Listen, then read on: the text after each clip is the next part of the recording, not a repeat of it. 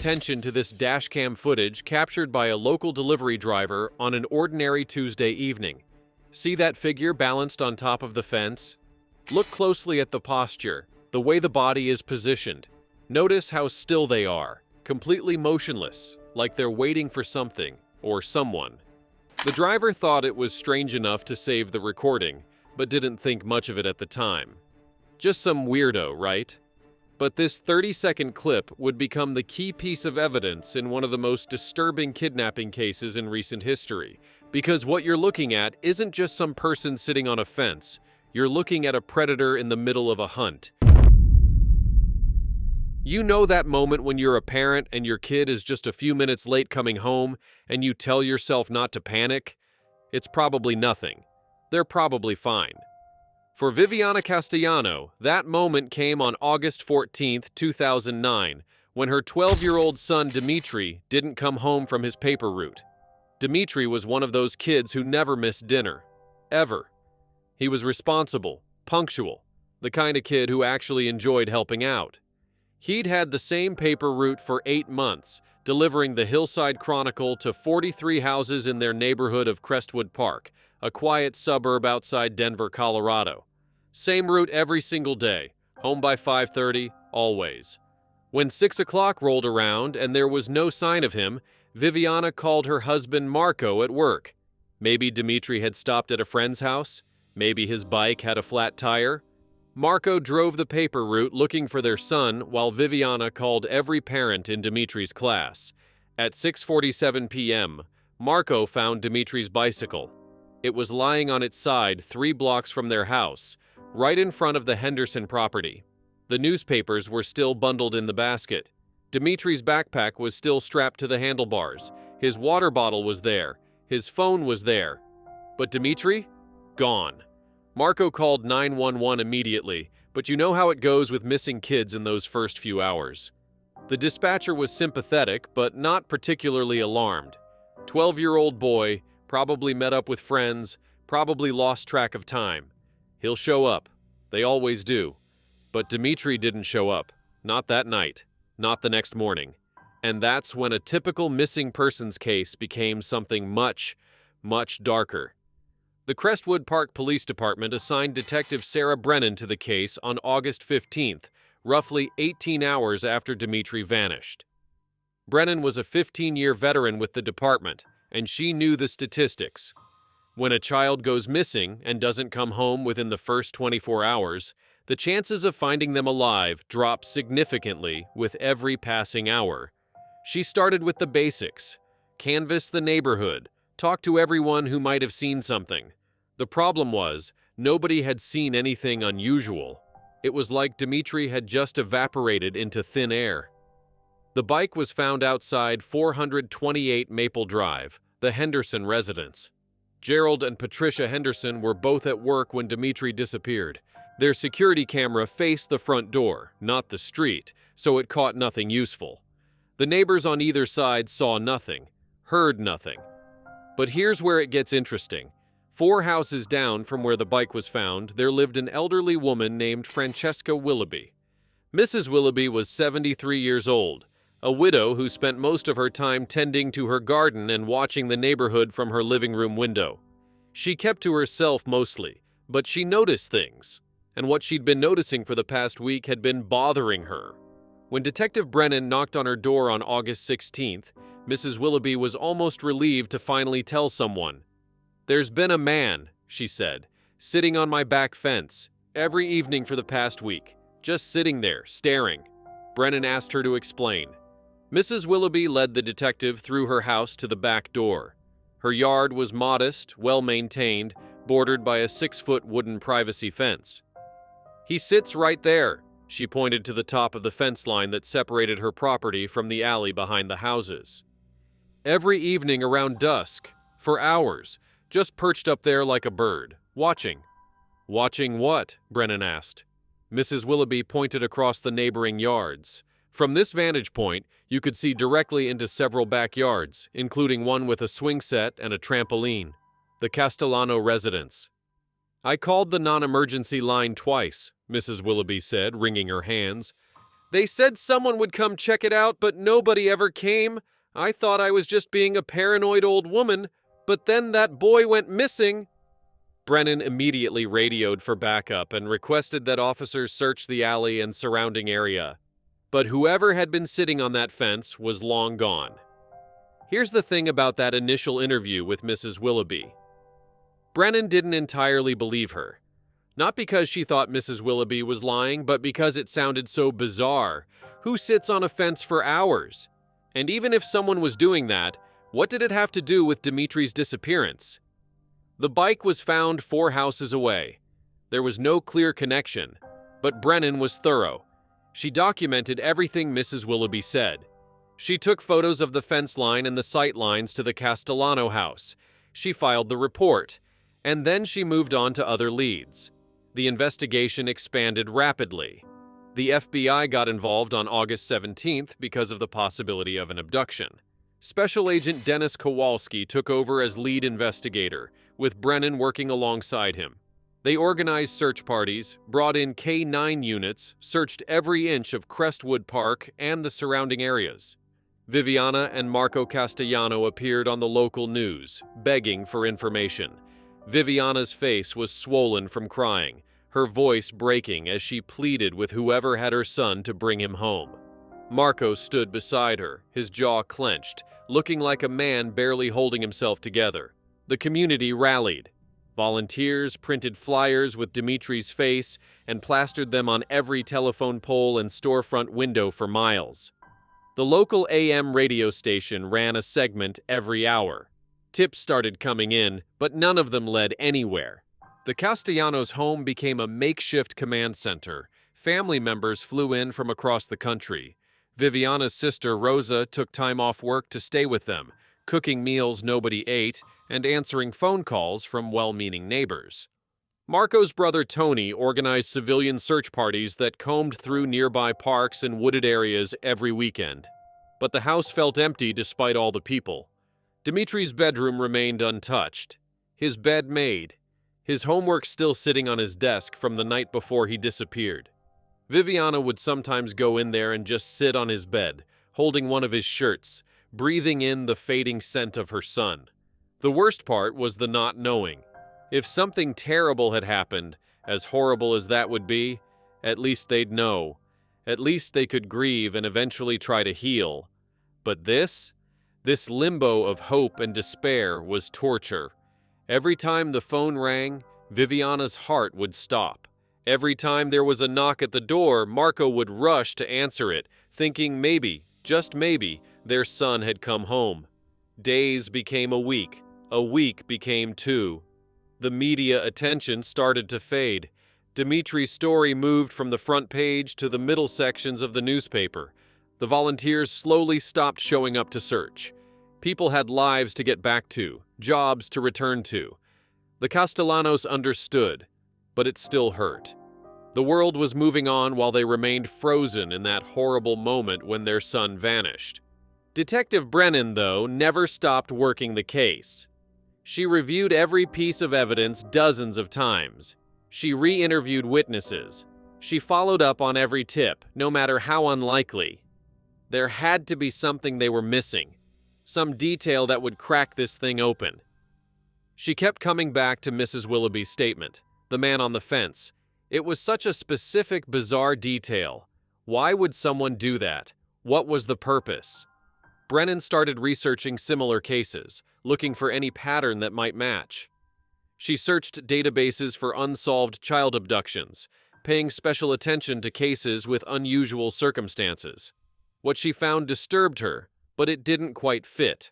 There were plenty of terrible cases, but nothing that matched this specific behavior. Then, on August 29th, everything changed. A 9-year-old girl named Sienna Blackwood went missing from a neighborhood called Riverside Meadows, about 6 miles from Crestwood Park. She'd been playing in her backyard one moment, and the next moment her mother couldn't find her. Just like Dimitri. Just gone. But here's what made investigators' blood run cold.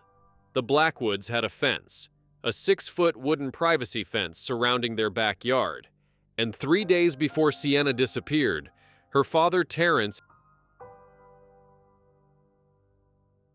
7 p.m. when he noticed a man balanced on top of their back fence, just sitting there in the fading light. Terrence had yelled at the guy, asked him what the hell he was doing. The man had simply dropped down to the other side and walked away without saying a word. Terrence hadn't thought much of it at the time, maybe some drunk taking a shortcut through the alley. But now his daughter was gone. Agent Kowalski made the connection immediately. 2 missing children, both from neighborhoods with privacy fences. Both families had reported seeing a suspicious man on or near a fence shortly before the disappearance. He went back through Mrs. Willoughby's statement with fresh eyes. This wasn't paranoia. This was a pattern. The task force held an emergency meeting. They were dealing with something they'd hoped they'd never see, a serial child abductor, someone who was targeting kids in a very specific way, using the fences themselves as surveillance points. The realization was terrifying. How many other families had seen someone sitting on their fence and dismissed it as weird but harmless?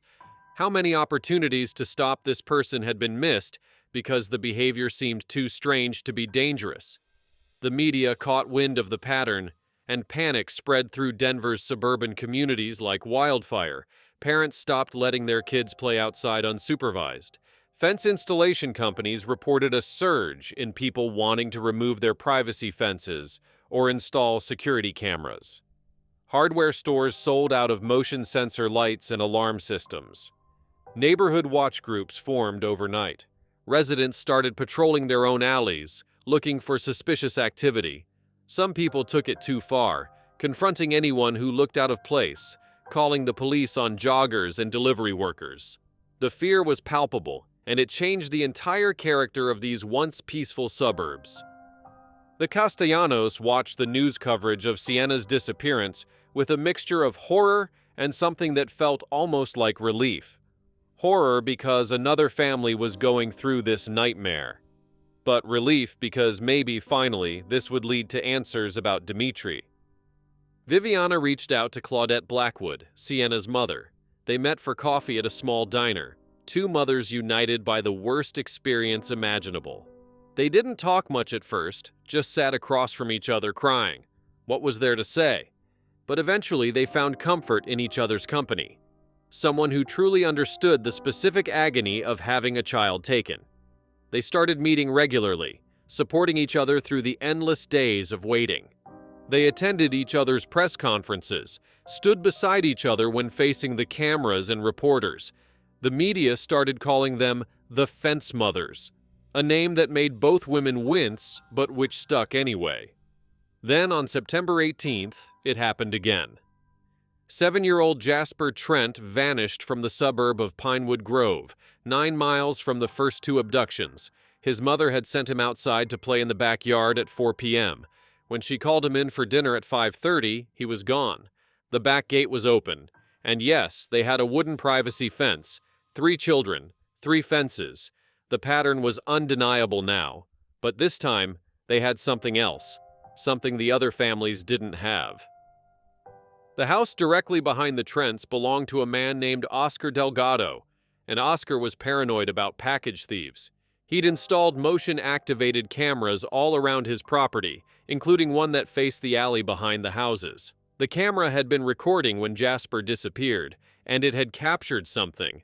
The footage from Oscar Delgado's camera was grainy, shot in black and white, but it was something. Finally, they had something.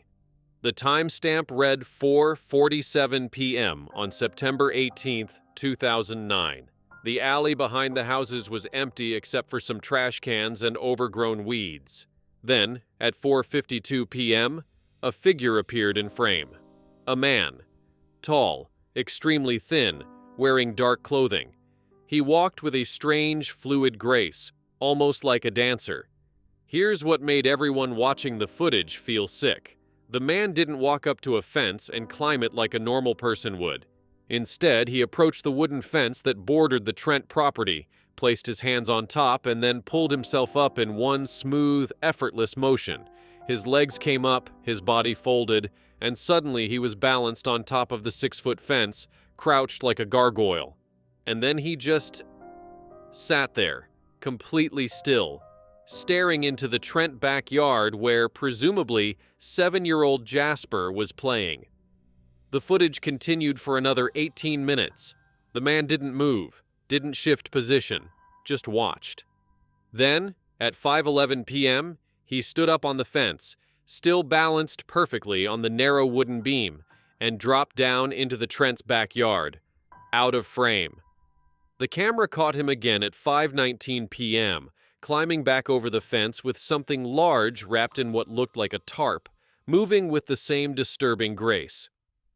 He carried his burden down the alley and out of frame. The entire task force watched the footage in complete silence. They'd seen a lot of disturbing things in their careers, but this was different. This was predatory in a way that felt almost inhuman. The patience, the stillness, the way he moved. "We're looking for someone with gymnastics training," Agent Kowalski said. "Someone with exceptional balance and body control. Start running that through the databases." The investigation shifted into high gear. They had a physical description now, even if the footage was grainy. Male, tall, very thin build, probably between 30 and 45 years old based on his movement. They released still frames from the video to the media, asking for help identifying the suspect. The tip line exploded. Hundreds of calls came in over the next 48 hours. Most of them were dead ends, people reporting anyone who looked remotely suspicious. But buried in all that noise was one call that mattered. A woman named Teresa Bridgerton called on September 21st. She'd seen the footage on the news, and something about it triggered a memory. She'd been a guidance counselor at Lakewood Middle School from 2001 to 2005, and there had been a PE teacher there who moved exactly.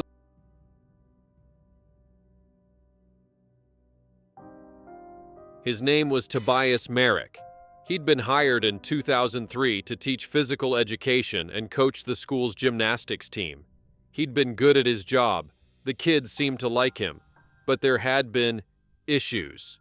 Parents complained that he stood too close to their children, that he touched their shoulders or backs unnecessarily during coaching, that he asked inappropriate questions about their home lives. The school had let him go in 2005, citing boundary concerns with students. They hadn't filed any formal complaints because nothing he'd done was explicitly illegal, just creepy enough to make everyone uncomfortable. Teresa provided them with everything she could remember. Merrick had been in his late 20s back then, which would make him around 34 now. Tall, maybe 6'2", extremely thin, almost skeletal. He'd mentioned once that he'd competed in gymnastics at the collegiate level before an injury ended his career. She also remembered something else. Merrick had been obsessed with what he called liminal spaces. He'd talk about them constantly in the teacher's lounge, the spaces between things, doorways, thresholds, boundaries. He found them fascinating, almost spiritual. He said the fence line between two properties was one of the most powerful liminal spaces, Teresa recalled, because it represented the division between privacy and exposure, safety and danger. I thought it was just philosophical rambling at the time. Within 2 hours, the task force had a name and a last known address. Tobias Merrick had lived at 2847 Belmont Avenue in downtown Denver from 2006 to 2008. The current tenant said he'd moved out suddenly in March 2008, left no forwarding address. Dead end. But the investigators kept digging. They pulled his employment records, his credit history, his vehicle registration. Merrick had fallen off the grid almost completely after leaving the Belmont Avenue apartment. No reported income, no credit card activity, no vehicle registration. Either he was dead or he was living off the books. Agent Kowalski ordered a deep background check. They tracked down Merrick's family, what little there was. His parents had died in a car accident when he was 19. No siblings. He'd grown up in foster care after that, bouncing between homes until he aged out of the system at 18. His foster families described him as quiet, polite, but strange. One foster mother, Eleanor Pritchett, remembered that young Tobias would climb onto the roof of their house and sit there for hours, perfectly still, just watching the neighborhood. "I used to worry he'd fall," she said, "but he had incredible balance, like a cat." They pulled his college records. Merrick had attended University of Colorado Boulder on a partial gymnastics scholarship from 1995 to 1997. His coaches described him as talented but obsessive. He'd practice routines on the balance beam for 8, 10, 12 hours at a time, long after everyone else had gone home. His specialty was stillness, holding poses that should have been impossible to maintain. Then, in his junior year, he'd suffered a severe ankle injury during competition. The injury ended his gymnastics career. He'd withdrawn from school shortly after and disappeared for several years. The next record they could find was his teaching certificate in 2003. They circulated his DMV photo from 2005 to every law enforcement agency in Colorado. The photo showed a gaunt man with hollow cheeks, deep-set eyes, and an expression that was difficult to read. Not quite smiling, not quite serious, just blank. The forensic psychologist assigned to the case, Dr. Helena Vasquez, studied everything they had on Merrick: his background, his employment history, the witness statements.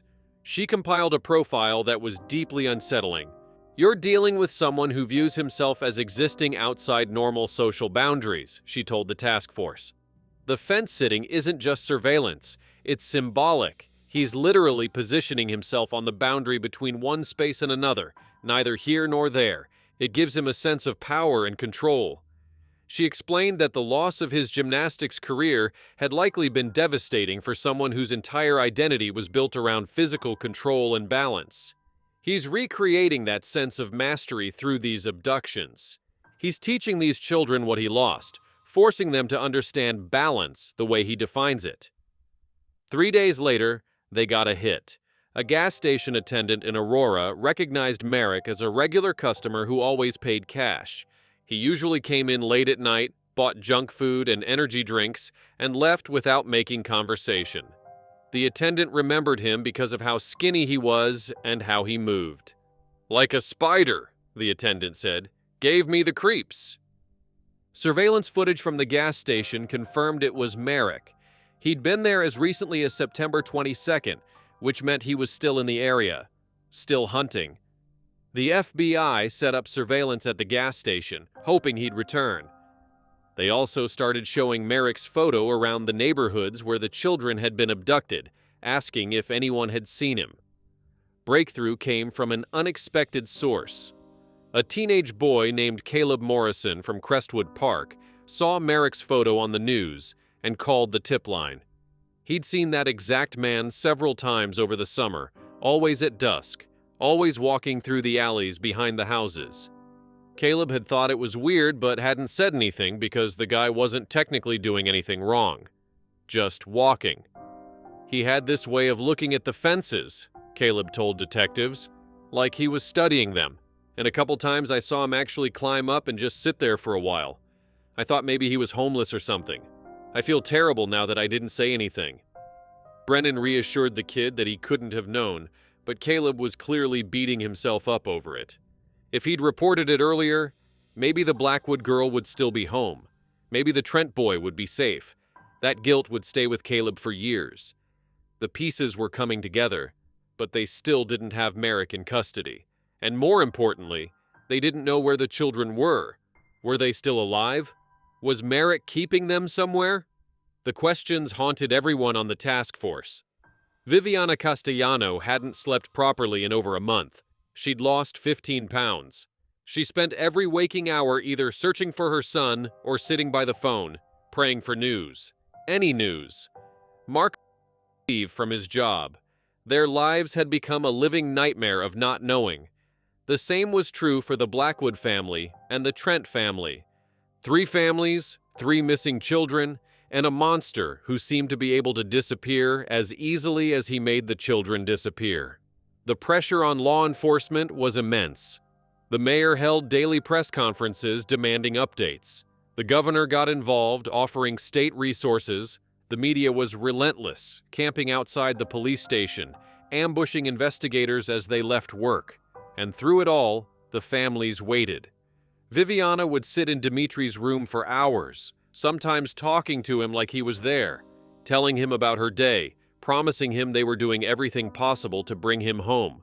Marco threw himself into the search efforts, joining every civilian patrol, checking every abandoned building, following every lead no matter how far-fetched. Claudette Blackwood started having panic attacks, her body finally rebelling against the constant stress and fear. Her husband Terrence stopped going to work entirely, convinced that if he left the house, he'd miss the call that brought Sienna home. Angela Trent, Jasper's mother, became obsessed with the security footage from Oscar Delgado's camera. She watched it hundreds of times, studying every frame, looking for some clue they might have missed. The image of that skeletal figure perched on the fence, watching her son, became burned into her mind.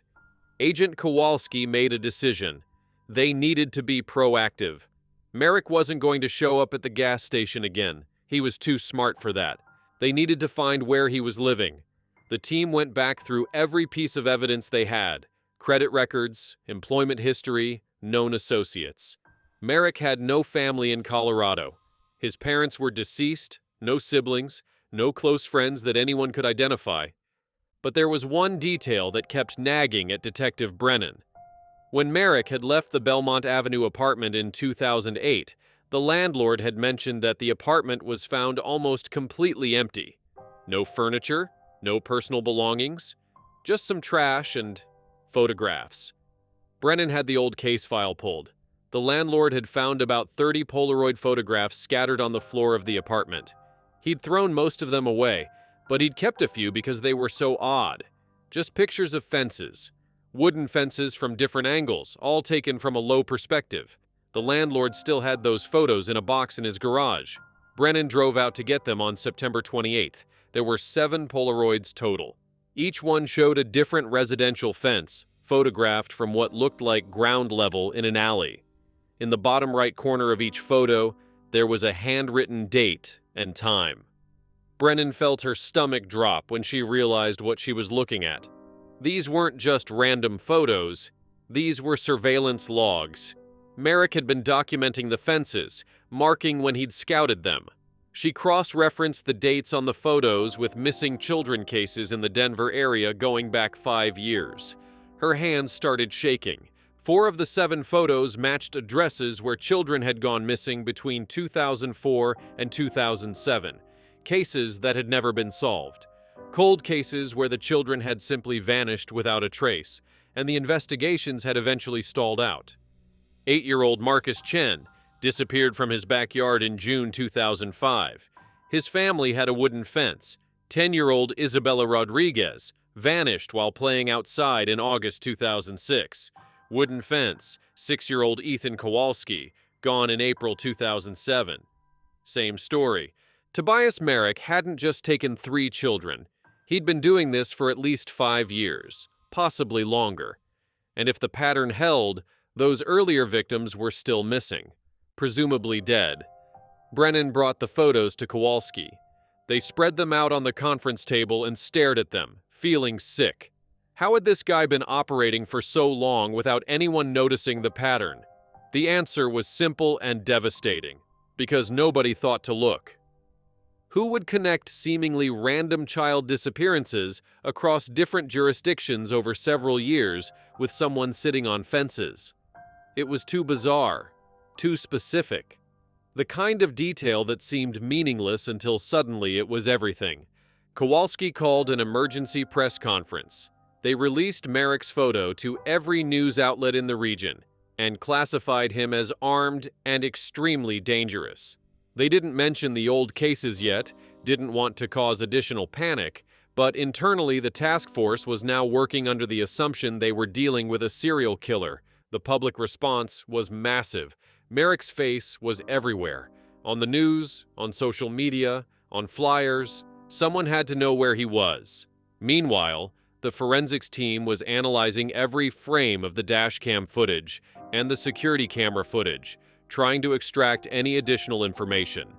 They enhanced the images as much as possible, looking for identifying features, tattoos, scars, anything.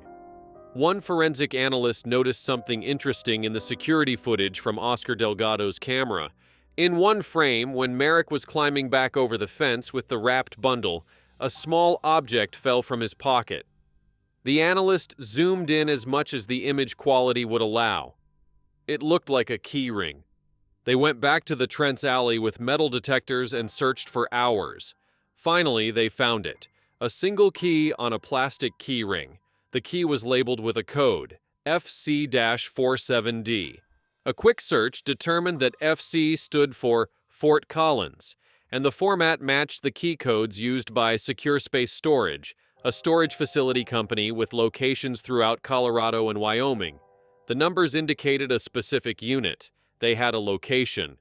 The call came in on October 3, 2009, before they could act on the storage key discovery.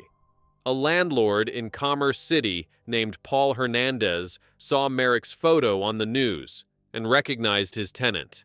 A guy who'd been renting a small studio apartment in a rundown building on the edge of town since early 2008, paid cash every month, never caused problems, kept to himself. Hernandez provided the address, 1647 Industrial Boulevard, Unit 12B. The FBI tactical team surrounded the building at 4 a.m. on October 4th. They breached the door expecting resistance, but the apartment was empty. Merrick wasn't there. What was there made everyone's blood run cold. The apartment was a single room, maybe 400 square feet. There was no furniture, no bed, no chair, no table. Nothing except what was on the walls. Every single wall was covered, floor to ceiling, with Polaroid photographs. Hundreds of them. Thousands. All showing fences. Residential fences from every angle imaginable. Each photo had a date, a time, and a location written in tiny, meticulous handwriting. In the center of one wall, there was a different kind of photo. It showed the view from on top of a fence looking down into a backyard. In the backyard, a child was playing. The photo was date-stamped August 8, 2009, 6 days before Dimitri Castellano disappeared. There were more of these perspective shots, dozens of them, each one showing the view from on top of a fence looking down into someone's private space. It was violating in a way that made the investigators feel physically ill. The forensics team documented everything. They removed each photograph carefully, cataloging them, trying to build a timeline of Merrick's activities. What they discovered was chilling. Merrick had been stalking families, documenting fence lines, for at least 7 years based on the earliest dates on the photos. The pattern was always the same. Multiple photos of the same fence taken over several weeks, from different angles and different times of day. Then a final photo taken from on top of the fence, looking down into the yard where a child played. There were 43 final photos. 43 children Merrick had watched. Not all of them had been taken. Some of the dates didn't correspond to any missing persons cases. Maybe he'd been scared off, or maybe the opportunity never presented itself. But at least a dozen of the photos matched unsolved disappearances of children throughout the greater Denver area over the past 7 years. They'd stumbled onto something far bigger than they'd imagined. Tobias Merrick wasn't just a kidnapper. He was a serial predator who'd been operating under everyone's noses for years. But where the hell was he? And where were the children? The apartment offered one more clue. In the back corner, behind where all the photographs had been hanging, there was an indentation in the wall. Someone on the forensics team noticed it looked deliberate, like something had been covering it. They pulled back the drywall and found a small notebook hidden in the cavity. The notebook contained addresses, storage facilities, 15 different addresses scattered across Colorado, Wyoming, and New Mexico. Each one was written in Merrick's precise handwriting, along with a unit number and what appeared to be a code. Next to some of the addresses, there were names, children's names, Dimitri, Sienna, Jasper, and others they didn't recognize. Marcus, Isabella, Ethan. Names that matched the cold cases Brennan had identified from the old photographs. Agent Kowalski ordered immediate searches of every location. The raids on the storage facilities happened simultaneously on October 5, 2009. Teams were dispatched to all 15 locations with orders to proceed with extreme caution. They didn't know if Merrick would be at any of these sites, and they didn't know what they'd find. The first 3 facilities they checked were empty, unit after unit of abandoned storage spaces that Merrick had rented under fake names and never used, or had already cleared out. The 4th location, a storage facility outside Cheyenne, Wyoming, yielded something, but not what they'd hoped. The unit contained cardboard boxes full of children's belongings, backpacks, clothing, toys, shoes. Each box was labeled with a first name and a date. The forensics team would later match these items to missing children cases going back to 2002, but the children themselves weren't there. One box was labeled Marcus, June 2005. Inside were a Spider-Man backpack, a pair of small sneakers, and a baseball glove. Marcus Chen's parents would later identify these items as belonging to their son. Finding them after 4 years of not knowing brought a terrible kind of closure, but also opened fresh wounds. Units 5 through 9 were similar. Evidence of Merrick's crimes, but no victims. No Merrick. Each unit told the same horrifying story. Boxes of belongings, carefully labeled and stored like trophies. In some units, they found journals where Merrick had documented his interactions with the children. The entries were clinical, detached, describing each child's progress in learning what he called elevation awareness. One journal entry about a child named Sarah, who disappeared in 2004, read, Day 12. Subject continues to resist the lessons. Unable to maintain balance for more than 30 seconds. Crying interferes with concentration. May not be suitable for advancement. The word advancement appeared frequently in the journals, but Merrick never defined what it meant. The investigators had a sickening suspicion they knew. Then they hit Unit 10. The facility was in a remote area outside Fort Collins, about an hour north of Denver. The storage units were old, poorly maintained, and isolated. When the tactical team approached Unit 47D, they heard something that made them freeze. Banging. Someone was banging on the metal door from the inside. They breached the door immediately, weapons drawn, not knowing if it was Merrick inside or a trap or what. What they found was Dimitri Castellano. He was alive, filthy, dehydrated, traumatized, but alive. He'd been locked in that storage unit for 52 days. The space was maybe 8 by 10 feet, with a single bare light bulb hanging from the ceiling. There was a bucket in the corner for waste, a thin blanket on the concrete floor, empty water bottles and energy bar wrappers scattered around. The paramedics were called immediately. Dimitri was rushed to the hospital while the search of the other facilities continued with renewed urgency. He was severely dehydrated, malnourished, and suffering from muscle atrophy from being confined in such a small space. But he was alive. Unit 11, located in a facility outside Denver, contained Sienna Blackwood. She'd been missing for 37 days. Like Dimitri, she was severely dehydrated and malnourished but alive. The conditions were identical: small space, minimal supplies, complete isolation. Unit 13 held Jasper Trent, 28 days in captivity, also alive. 3 living children recovered. The relief was overwhelming, but it was tempered by a grim reality. They'd found evidence of at least 9 other children in those storage units, 9 other families who would never get their kids back. The hospitals where the children were taken were put on lockdown, with armed guards posted outside their rooms. Nobody knew where Merrick was, and the fear that he might try to reclaim his victims was very real. Viviana and Marco Castellano rushed to the hospital when they got the call. Seeing Dimitri alive after 52 days of hell was almost too much to process. Viviana collapsed sobbing in the hospital corridor. Marco couldn't speak, could barely breathe. When they were finally allowed into Dimitri's room, they found their son connected to IVs, his eyes hollow and distant. "Mom?" he said quietly, like he wasn't sure she was real.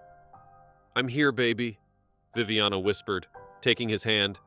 "You're safe now. You're safe." But they all knew safe was a relative term. Dimitri might be physically safe, but the psychological damage from nearly 2 months of captivity would take years to heal. The same scene played out with the Blackwood and Trent families, tears of relief mixed with the dawning horror of what their children had endured. Claudette Blackwood held Sienna for hours, afraid that if she let go, her daughter might disappear again. Terrence stood guard at the door, watching everyone who walked past with suspicious eyes. Angela Trent broke down completely when she saw Jasper. The guilt of having sent him outside that day, the guilt of not being able to protect him, came crashing down. Her husband held her while she sobbed. But they still hadn't found Tobias Merrick. The media went crazy with the news. 3 children found alive, rescued from a nightmare. The families were reunited in tearful hospital rooms while news helicopters circled overhead. The story dominated every news cycle. Politicians praised law enforcement. The FBI held press conferences updating the public on the ongoing manhunt. But Agent Kowalski wasn't celebrating yet. Merrick was still out there, and they had no idea where he'd gone. The answer came from an unlikely source. Remember that delivery driver who'd captured the dash cam footage of someone sitting on a fence? His name was Ramon Torres, and he'd been following the news coverage obsessively ever since Dimitri disappeared. When the FBI released the still frames from Oscar Delgado's security camera showing Merrick balanced on the fence, Ramon had immediately recognized the man. That was the same person he'd seen on the fence that night in August. He'd called the tip line and provided his dashcam footage, which had been logged as evidence but not given much weight at the time because they couldn't identify who was in the video. Now, with Merrick's identity confirmed, Ramon's footage became crucial. The metadata on the video file included GPS coordinates showing exactly where Ramon's truck had been when he recorded it. The footage was taken at 6:47 p.m. on August 13, 2009, one day before Dimitri disappeared. The location was an alley behind Birchwood Avenue in Crestwood Park, less than half a mile from the Castellano residence. Detective Brennan went back to that location on October 7th, walking the alley, trying to think like Merrick.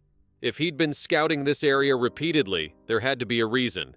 Some place he felt safe, some vantage point he returned to.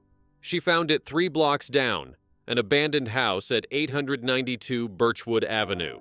The property had been in foreclosure for over a year. The windows were boarded up, the yard overgrown.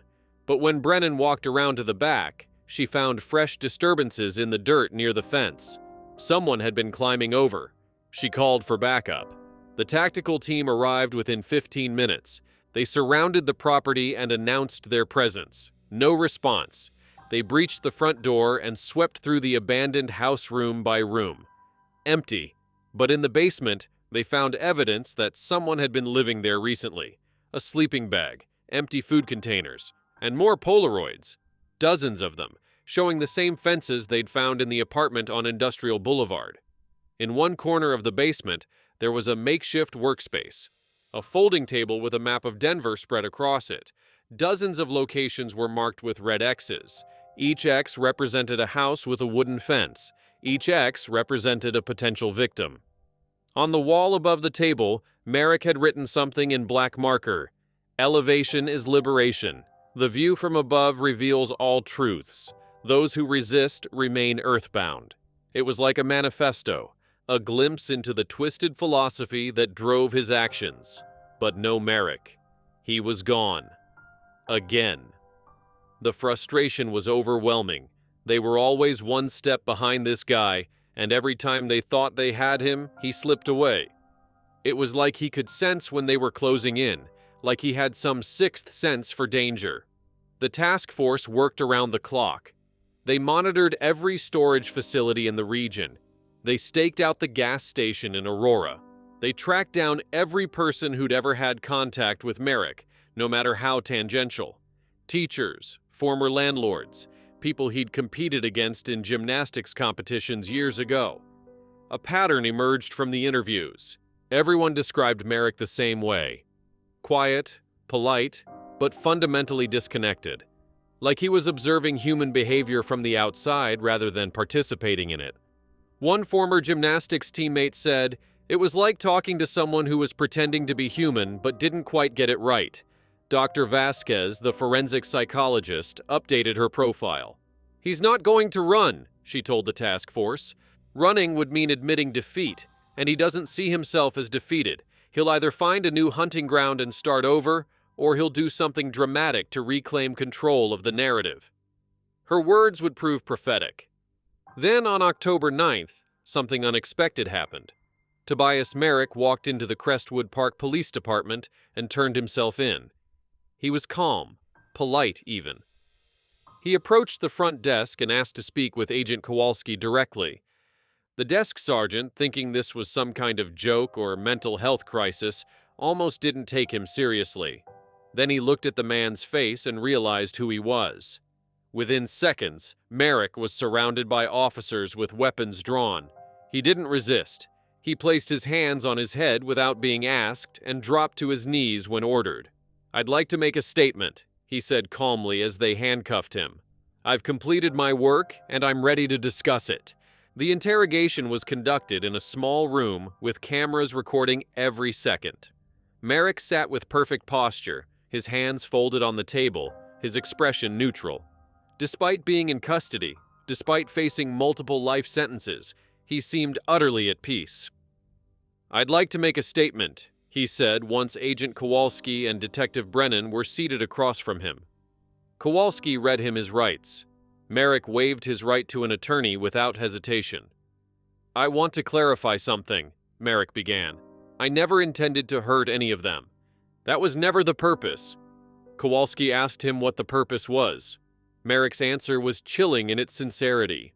"I was teaching them to see the world from a different perspective, from above. Most people spend their entire lives at ground level, never understanding the freedom of elevation. I wanted to share that with them." He'd been doing it for years, he explained, choosing children who seemed trapped by their ordinary lives. He would watch them from the fence lines, studying their patterns, their routines, their limitations. And then he would take them somewhere isolated, somewhere they could learn. "What were you teaching them?" Kowalski asked, his voice tight with controlled anger. "Balance," Merrick said simply. "Physical balance, mental balance, the ability to exist in liminal spaces, on the edge between one thing and another. The fence represents the threshold. It's neither one property nor the other. It exists in between, and from that vantage point, you can see everything clearly." He was delusional, completely detached from the horror of what he'd done. In his mind, he was some kind of teacher, a guru offering enlightenment through kidnapping and imprisonment. When asked about the children who hadn't survived, Merrick showed no emotion. "Some people aren't ready to learn," he said. "They resist the lesson and they suffer for it. I gave them all the same opportunity, but not everyone can handle elevation." The interrogation lasted 4 hours. Merrick confessed to everything: 13 abductions over 7 years, 3 living victims, 10 deceased, though he wouldn't provide information about where the bodies were located. He seemed to view that information as irrelevant, meaningless details that didn't matter in the larger context of his work. He described his process in disturbing detail: how he would scout neighborhoods for weeks, photographing fences, studying sightlines, identifying families with children who spent time alone in their yards. How he would sit on the fence lines at dusk, entering a meditative state where he became one with the boundary, invisible to those below. "People don't look up," he said. "That's the fundamental problem with earthbound consciousness. They move through life horizontally, never thinking to change their perspective. When you're on the fence, you're above them, and they never think to look up." He described the moment of taking each child with an almost spiritual reverence. When they finally see you, when they understand they've been watched, there's this beautiful moment of recognition. They realize the world isn't what they thought it was. That's the first lesson. The recording of that interrogation is difficult to watch, not because Merrick is emotional or violent, but because he's so utterly calm, so convinced of his own righteousness. He talks about traumatizing children as if he's describing a meditation technique. At one point, Kowalski asked him about the dashcam footage. "You knew you were being recorded that night, didn't you? Why didn't you run?" Merrick smiled for the first time. "Because I wasn't doing anything wrong. I was just sitting on a fence, being still, becoming part of the landscape. That's not a crime." Kidnapping children is a crime, Kowalski shot back, his composure finally cracking. I prefer to think of it as offering them opportunities, Merrick replied, unruffled. Opportunities to transcend their limited perspectives. Not everyone accepts the gift, but that's their choice. Brennan had to leave the room twice during the interrogation. She couldn't stomach listening to this monster talk about the children he'd terrorized, as if he'd done them a favor. The psychological evaluation conducted after his arrest found Merrick to be legally sane, able to understand the nature and consequences of his actions. He just didn't believe those actions were wrong. The evaluator noted that Merrick exhibited traits consistent with severe narcissistic personality disorder and possible schizotypal features, but he met the legal standard for sanity. Dimitri, Sienna, and Jasper were all interviewed extensively by child psychologists and investigators over the following weeks. Their stories were remarkably similar and deeply disturbing. Merrick had kept them in the storage units with minimal food and water, visiting every few days to talk to them about perspective and elevation. He would force them to practice balancing exercises, standing on one foot for hours, or crouching in uncomfortable positions meant to strengthen their awareness of space. He never physically harmed them in the traditional sense. No beatings, no sexual assault. But the psychological torture was severe. Isolation, deprivation, constant fear. Dimitri said Merrick would sometimes just sit outside the storage unit and watch them through a crack in the door for hours, completely silent, his presence a constant reminder of their helplessness. Sienna described how Merrick would make her stand in the center of the small space with her eyes closed, testing how long she could maintain balance without visual reference points. If she fell or opened her eyes, he would leave without giving her water. Jasper, being the youngest, had struggled the most. He cried constantly in the beginning, begging to go home. Merrick's response was to leave him alone for longer periods, sometimes 3 or 4 days without any contact, letting the isolation break down the child's resistance. When asked why he'd finally turned himself in, Merrick's answer was typically bizarre. "I'd accomplished what I set out to do," he said. "I'd shared the gift of perspective with everyone who was ready to receive it. The others, well, they weren't my responsibility anymore. And I knew the authorities were close. I could feel the pressure building. It seemed appropriate to conclude." Trial of Tobias Merrick began on March 15, 2010. It lasted 6 weeks. The prosecution presented overwhelming evidence: the photographs, the storage unit rental records, the dashcam footage, the security camera footage from Oscar Delgado's camera, witness testimonies, the journals found in the storage units, and Merrick's own detailed confession. His defense attorney tried to argue diminished capacity, suggesting that Merrick's delusional belief system should qualify as mental illness that impaired his judgment. But the psychological evaluation had already determined Merrick was legally sane. He understood right from wrong in the legal sense. He just chose to prioritize his own twisted philosophy over the safety and well-being of children. The jury deliberated for less than 4 hours. Tobias Merrick was found guilty on all charges: 3 counts of kidnapping of a minor, 10 counts of first-degree murder, multiple counts of child endangerment, unlawful imprisonment, and aggravated stalking. On May 3, 2010, he was sentenced to 3 consecutive life sentences without the possibility of parole for the kidnapping convictions alone. The judge made it clear that Merrick would never see the outside of a prison cell again. "You stole childhoods," the judge said during sentencing. "You stole futures.